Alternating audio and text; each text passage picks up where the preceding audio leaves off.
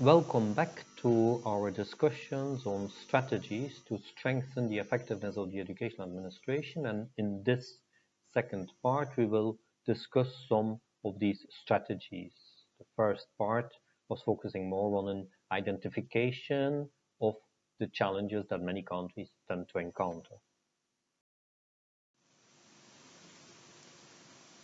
We are going to organize these different promising strategies under different headings. But we will begin with recalling a number of principles that make for effective capacity development in the education administration, and subsequently we will look at strategies that are more related to creating a supportive context, some more related to the functioning of the organization, the educational ministry, administration, and then to the individual officers. It is useful, I think, to identify a number of principles that should inspire us when we would develop a sort of capacity development program or plan for the educational administration. These principles go beyond work on the educational administration, but are particularly relevant for the educational administration.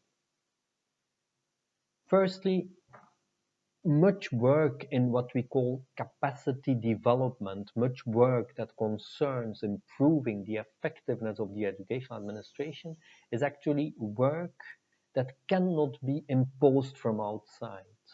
It demands, for instance, changes in the way people are recruited. It demands changes in the way people are held accountable.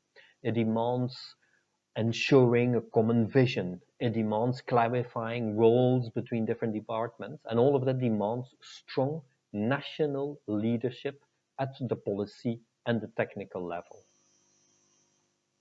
Secondly, as I emphasized when examining challenges, country situations are different from one country to another.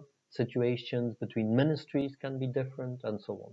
And therefore, we cannot come with a predefined package of strategies. We always have to check if what we propose as strategies is actually relevant to the context of a particular ministry, of a particular education administration, and specific to that context. In a number of, it's possible that in a particular country, the challenges are very much at the level of the collaboration within a ministry between different departments, while in another country, the challenge is much more at the level of the profile of the individual officers. It is possible that one department functions very well and another department functions much less effectively, and therefore each time we must interrogate whatever strategies may have worked elsewhere does not necessarily mean that they will work well in another place. Thirdly, in most cases, the challenge to the effectiveness of the education administration is not one single challenge. It is a combination of different issues, and therefore we also need complementary interventions. For instance, we may imagine indeed undertaking some training of officers, but that also has to be linked to supporting these officers after they have done their training so that they can better use the training, ensuring that when they return into their ministry, that they work well together with other departments. We may feel at the same time that there is a need to clarify profiles, and we may feel that there is a need also to improve our evaluation methods. So we will in many cases need an integrated set of complementary interventions, but it is also very difficult for any administration to make several changes at the same time. That disconcerts people, it leads to confusion, it leads to doubt about what is happening, all these different reforms that are at high speed implemented. So in many cases, the best situation is to have a integrated set of interventions that are implemented step by step, that build on each other. Somewhat similarly, we need to keep in mind that the improvement of the educational administration, strengthening the educational administration, is an ongoing exercise. It is not something that we do this year and then we forget about the education administration over the next 10 years. Neither is it something that will have immediate benefits in the same way as it takes years for the quality of education to improve. It also takes, in many cases, years for the administration to become more confident, more competent, more effective. So we need to think about a long-term investment, but it is good, it is useful, it is motivational to identify some short-term gains, some short-term achievements. What the exact nature of that short-term achievement is will be decided by each country. Making sure, for instance, that our teachers are properly deployed at the beginning of every school year is an exercise to which different departments have to contribute. That can be a short-term achievement that we will want to sustain. And at the same time, there will be every year new challenges that we will want to overcome. Finally, it is important that we examine the different interventions that are proposed as strategies to improve the education administration, that we examine them to see what is their real impact. One evident example is the use of technical assistance, which used to be assigned to ministries by international agencies at times, posted within a ministry to support the ministry, but in many cases, that model actually led to some form of substitution, whereby the outside technical assistant slowly started taking over tasks that actually should have been done internally for all sorts of reasons. We could go into that discussion, but we will not do so now. And that actually, as a result, weakened the national capacities. It may have been productive and effective in the short term. On the long term, it led to a weakening of national capacities. Luckily, that particular modality is used less and less. But so we need to, for each of these different interventions that we can think about, really reflect. That does not mean that each time we have to do a long and time-consuming examination, but at least a proper reflection on the impact of these different interventions on national capacities at various levels. These are the essential strategic principles. Let us go and look now at some examples of possible strategies that help improve the functioning of the education administration. The first set of strategies, it's a small set, I will only propose two, relate more to the creation of a supportive context. The first one is one that you may be doubtful about because it is not evident, and I'm not sure that this is fully relevant to the Eastern Caribbean, but it may be. What we have noticed in many cases is that the lack of progress in education in a number of countries has become an almost accepted fact. As I mentioned earlier in the previous presentation, nobody takes responsibility for it. Nobody feels accountable for it.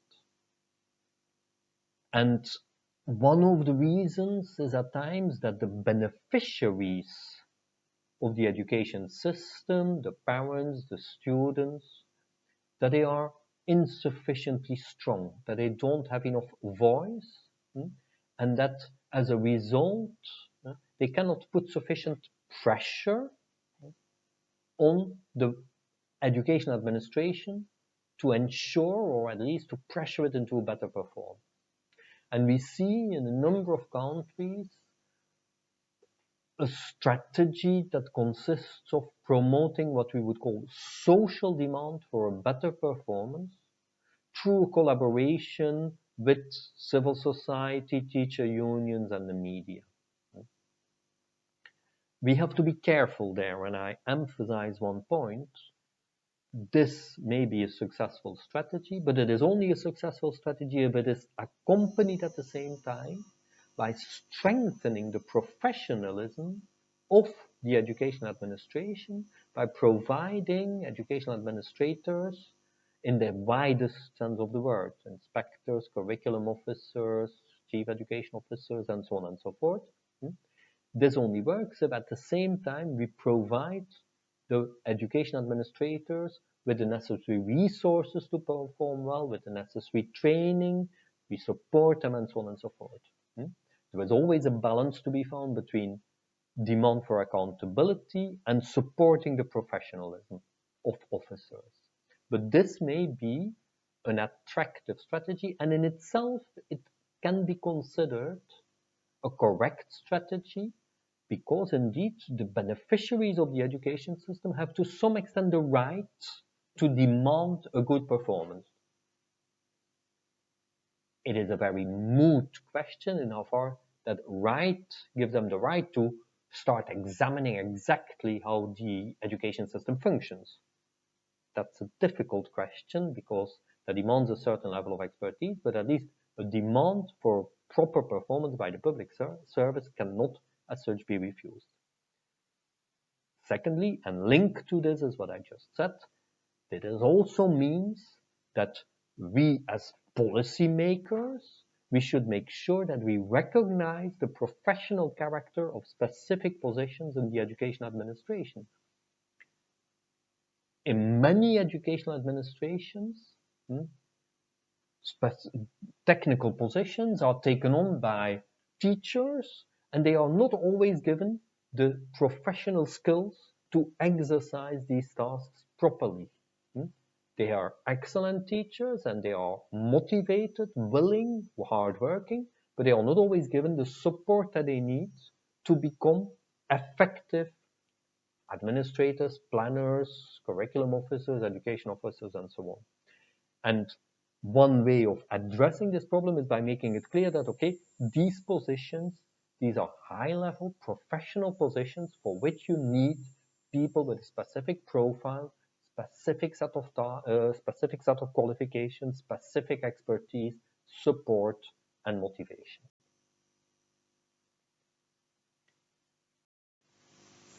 Second set of strategies has more now to do with how we can actually strengthen indeed the performance of the Ministry of Education or the ministries of education and the different departments. And these strategies, they respond to some of the challenges that we identified in the previous part.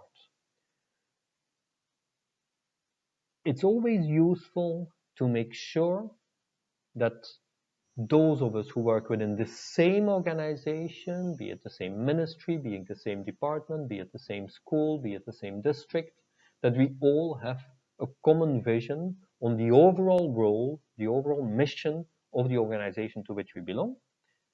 And it is useful then to translate that common vision into a number of normative frameworks and management tools that go into more practical and technical detail, such as work plans, detailed organizational charts, job descriptions, evaluation tools, communication and coordination systems. The idea is here that we will try to make sure that within a particular ministry, we all are sharing the same vision about the way this ministry will go forward.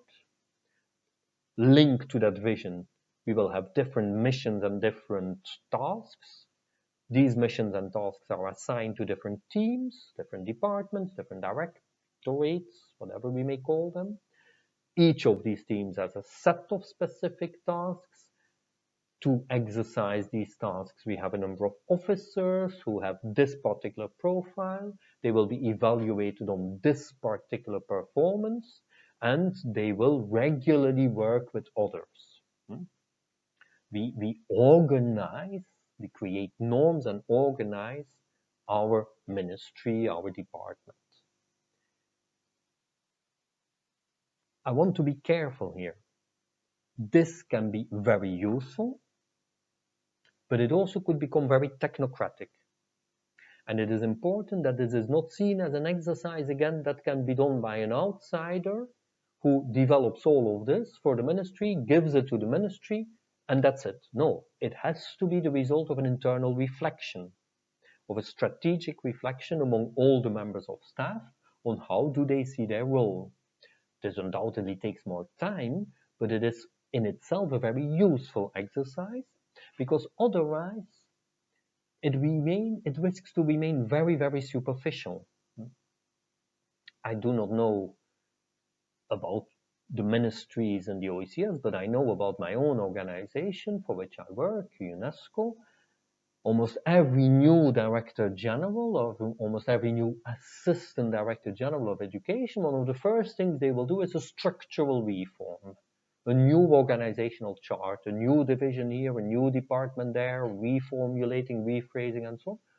But it is almost always done as a top-down exercise with some external support, and it actually doesn't change much because we still have the same people with the same opinions and the same points of view and the same likes and dislikes working. Simply they are working now in different departments, but nothing much has changed.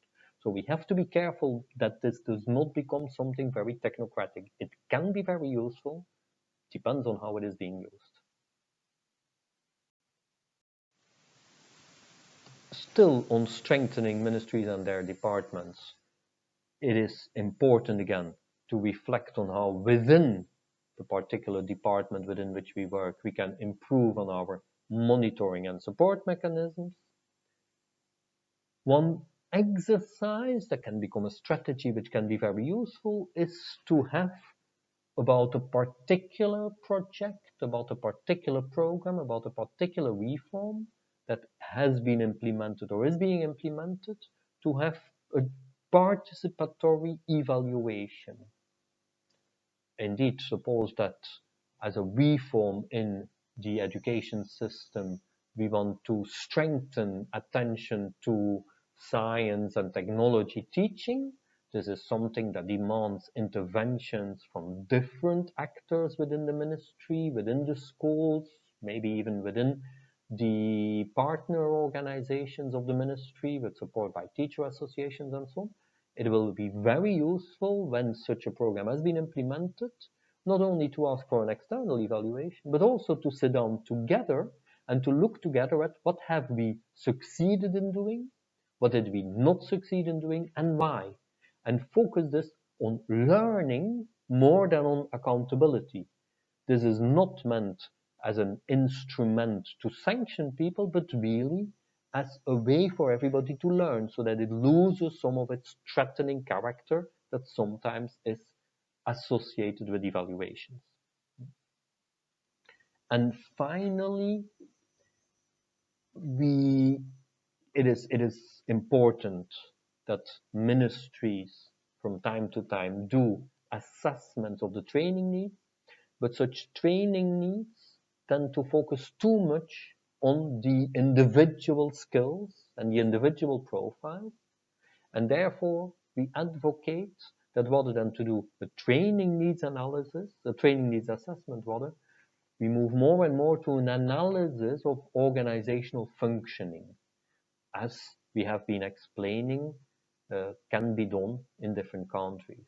And again, that should not be an exercise that is done by outsiders. Outside experts can play a useful role there by guiding it, by discussing discussing with different actors, maybe at times even negotiating, at times providing support where needed. But ideally, this is an internal exercise supported from the outside where needed, to make sure that we together identify some of the key challenges to the functioning of our ministry, of our educational administration. Finally, a few points that are more related now to strengthening individual profiles. This is somewhat more evident.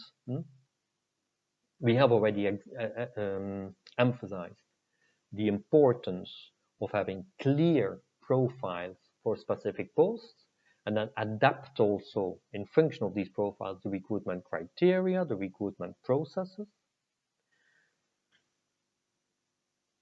It is essential that those who will be asked to occupy these positions, that they are given the training that they need for those positions.